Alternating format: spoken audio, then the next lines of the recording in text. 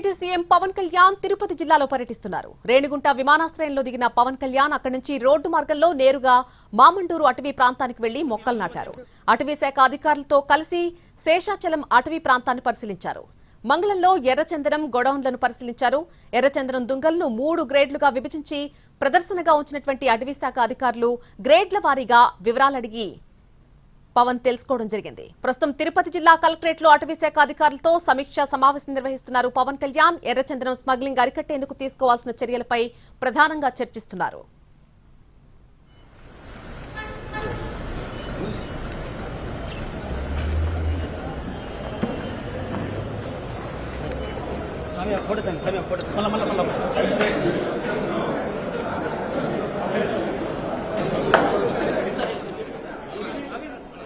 AP deputy CM Pawan Kalyan Tirupati జిల్లాలో పర్యటిస్తున్నారు. రేణిగుంట విమానాశ్రయంలో దిగినటువంటి పవన్ అక్కడి నుంచి రోడ్డు మార్గంలో నేరుగా మామండూరు అటవీ ప్రాంతానికి వెళ్లి అక్కడ మొక్కలు నాటారు. అటవీ శాఖ అధికారులతో కలిసి శేషాచలం అటవీ ప్రాంతాన్ని పరిశీలించారు. మంగళంలో ఎర్రచందనం గొడౌన్ కూడా పరిశీలించారు. అలాగే ఎర్రచందనం దుంగలను 3 గ్రేడ్లుగా విభజించి ప్రదర్శనగా ఉంచారు. అటవీ శాఖ అధికారులు గ్రేడ్ల వారీగా వివరాలు అడిగి తెలుసుకున్నారు పవన్ కళ్యాణ్. ప్రస్తుతం తిరుపతి జిల్లా కలెక్టరేట్ లో అటవీ శాఖ అధికారులతో సమీక్షా సమావేశం నిర్వహిస్తున్నారు పవన్ కళ్యాణ్. ఎర్రచందనం స్మగ్లింగ్ అరికట్టేందుకు గాను తీసుకోవాల్సిన అన్ని చర్యలపై ప్రధానంగా చర్చిస్తున్నారు.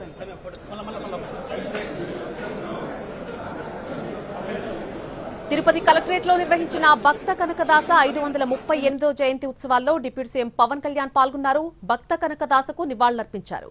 భక్త కనకదాసు కర్ణాటకకు చెందిన కవి, రచయిత. కన్నడ భాషలో కీర్తనలు రచించారు. శ్రీకృష్ణుడికి పరమ భక్తుడు. ఉడిపిలోని శ్రీకృష్ణ ఆలయంలో కనకన అనే కిటికీ ఉంటుంది. ఆ కిటికీ నుంచే భక్తులు దర్శనం చేసుకుంటుంటారు. కనకదాసు పేరు మీదుగానే ఆ కిటికీకి కనకన కిండి అని పేరు పెట్టడం జరిగింది.